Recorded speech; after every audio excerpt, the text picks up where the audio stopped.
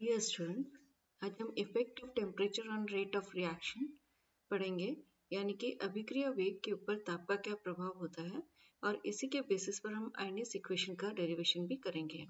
जैसा कि हम जानते हैं कि जब भी टेम्परेचर को हम बढ़ाते हैं तो वेग नियतांक अगर वो 10 डिग्री के आसपास अगर सेल्सियस अगर हमने टेम्परेचर को बढ़ाया है तो वेग नियतांकों का अगर हम रेशियो लेते हैं, उनका अनुपात देते हैं पहले टी टेम्परेचर पर फिर टी प्लस 10 डिग्री सेल्सियस के ऊपर, तो वो लगभग 2 से 3 गुना आता है। इसी के आधार पर अब हम आयनियस इक्वेशन का डेरिवेशन करेंगे। आयनियस इक्वेशन का व्युत्पन्न करने से पहले हम सबसे पहले एक रिवर्सिबल रिएक्शन यानी उत्क्रमणीय अभिक्रिया पर विचार करते हैं। उत्क्रमणीय अभिक्रिया जिसके अंदर हमने ये यहाँ पर एक एग्जांपल लिया है। फॉर एग्जांपल ए रिएक्टेंट है, बी रिएक्टेंट है, दोनों रिएक्शन करके सी और डी प्रोडक्ट बना रहे हैं। क्योंकि ये रिवर्सिबल रिएक्शन है या उत्क्रमणीय अभिक्रिया है तो इसमें एक अग्र अभिक्रिया होगी और दूसरी प्रतीप अभिक्रिया होगी। एक फॉरवर्ड रिएक्शन होगी, दूसरी बैकवर्ड रिएक्शन होगी। जो अग्र अभिक्रिया है उसका वेग नियतांक यहाँ पर हमने K1 लिया है। जो प्रतीप अभिक्रिया है बैकवर्ड रिएक्शन है उसका हमने वेग नियतांक यहाँ पर K2 लिया है। So K1 and K2 are the rate constants for the forward reaction and backward reactions respectively.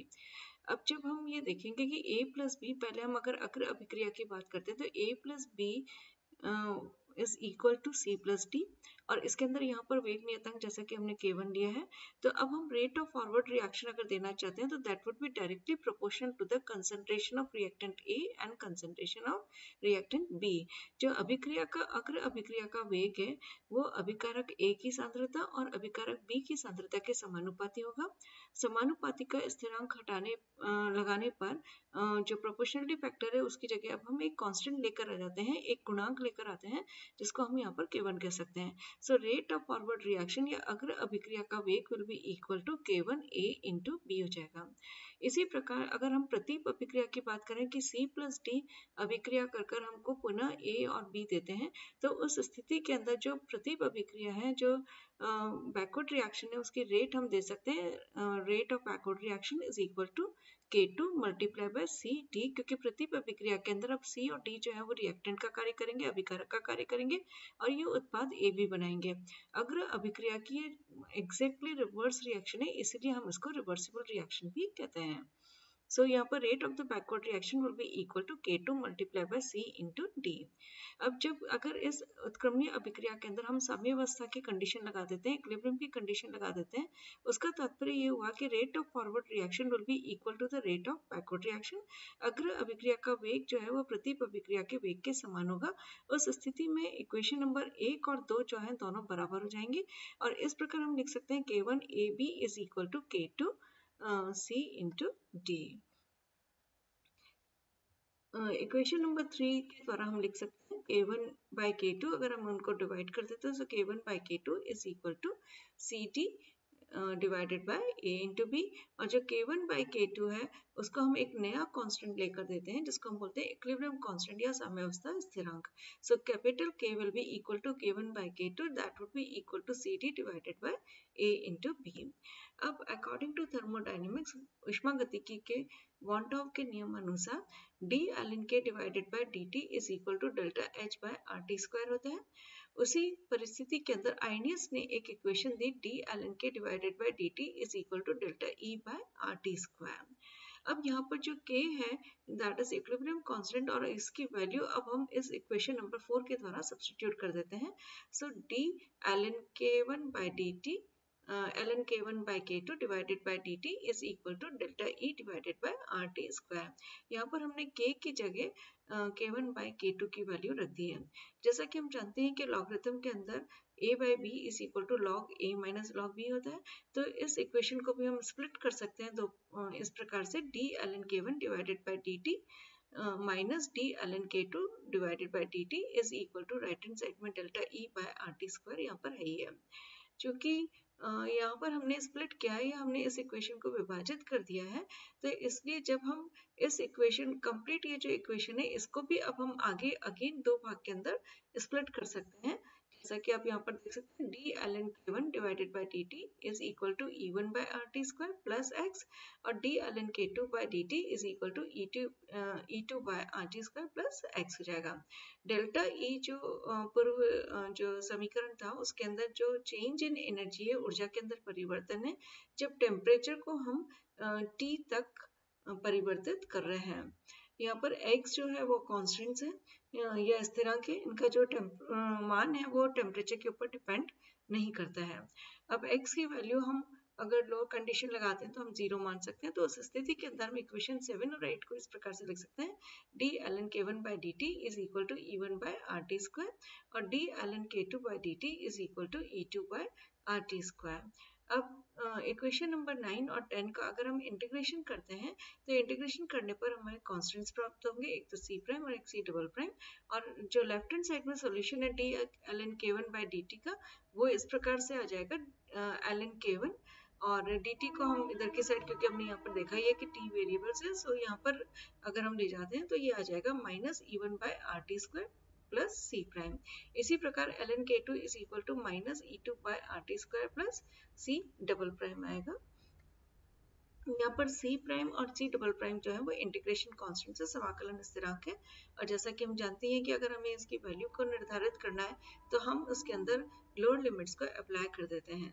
So both the constants are equal to 0, और इक्वेशन 11 और जो 12 है उसको अब हम एक्सपोनेंशियल फॉर्म में इस प्रकार से लिख सकते हैं k1 is equal to a e to the power minus E1 by R T, और इसी प्रकार k2 is equal to a e to the power minus E2 by R T.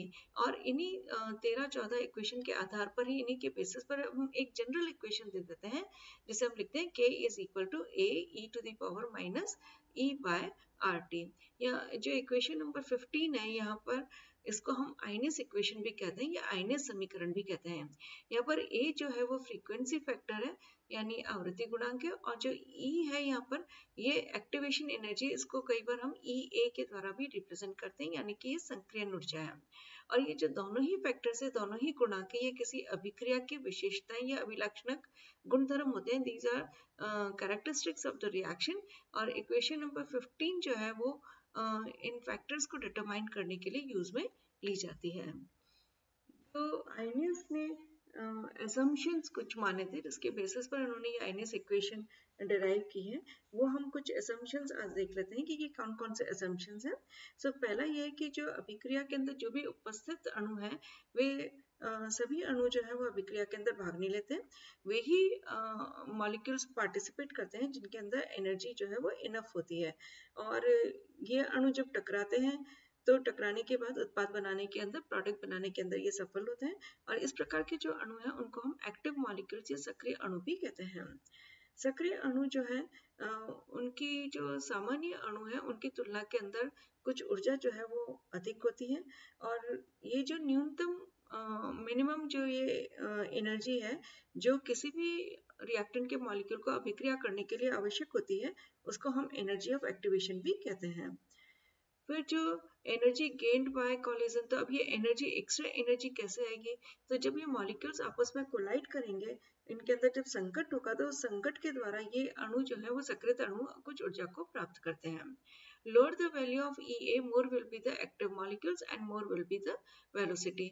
जितनी सक्रिय ऊर्जा का मान कम होगा उतनी ही सक्रिय अणुओं की संख्या भी अधिक होगी, और जितने सक्रिय अणु का संख्या अधिक होगी उतना ही उसका जो वेग होगा वो भी अधिक होगा। At equilibrium an equilibrium will be established between reactant molecules and the active molecules। जब अभिकारक के अणु सक्रिय होने लगेंगे तो उस स्थिति के अंदर जो सक्रिय मॉलिक्यूल है यानी कि जो एक्टिव मॉलिक्यूल्स हैं, जो रिएक्टेंट मॉलिक्यूल्स हैं, उनके मध्य में एक साम्य स्थापित हो जाता है। Formation of activated complex and conversion into products, जितने यहाँ पर एक्टिवेटेड कॉम्प्लेक्स बनते जाएंगे, सक्रिय जो संकुल है वो बनते जाएंगे, और वो सक्रिय संकुल फाइनली जो है वो प्रोडक्ट के अंदर, उत्पाद के अंदर कन्वर्ट होते जाते हैं। रेट ऑफ रिएक्शन जो है वो डिपेंड करती है सक्रिय अणु की सांद्रताओं के ऊपर। According to Boltzmann, number of active molecules की सक्रिय अणुओं की संख्या डिवाइडेड बाय अभिकारकों के अणु की संख्या जो है वो इज इक्वल टू होता है e to the power minus EA by RT। और इस प्रकार हम देख सकते हैं कि जो रेट ऑफ द रिएक्शन है वो डायरेक्टली प्रोपोर्शनल है to the number of active molecules. Number of active molecules अब किसके बराबर है, A into number of active molecules. So यहाँ पर हमने एक प्रोपोर्शनलिटी जो फैक्टर है उसकी जगह हमने यहाँ पर A कम में लिया है, और इसी प्रकार हम कह सकते हैं कि rate of the reaction is equal to the K into number of molecules और कंसंट्रेशन। जैसा कि हमने रेट ऑफ द रिएक्शन की डेफिनेशन के अंदर देखा ही था कि rate constant multiply by number of molecules और कंसंट्रेशन टर्म्स होता है। सो इस प्रकार इक्वेशन नंबर 15 को हम लिख सकते हैं K is equal to A e to the power minus E by RT या EA बाय RT। ए और ई जो है ये टेम्परेचर के ऊपर, ताप के ऊपर निर्भर नहीं करते हैं।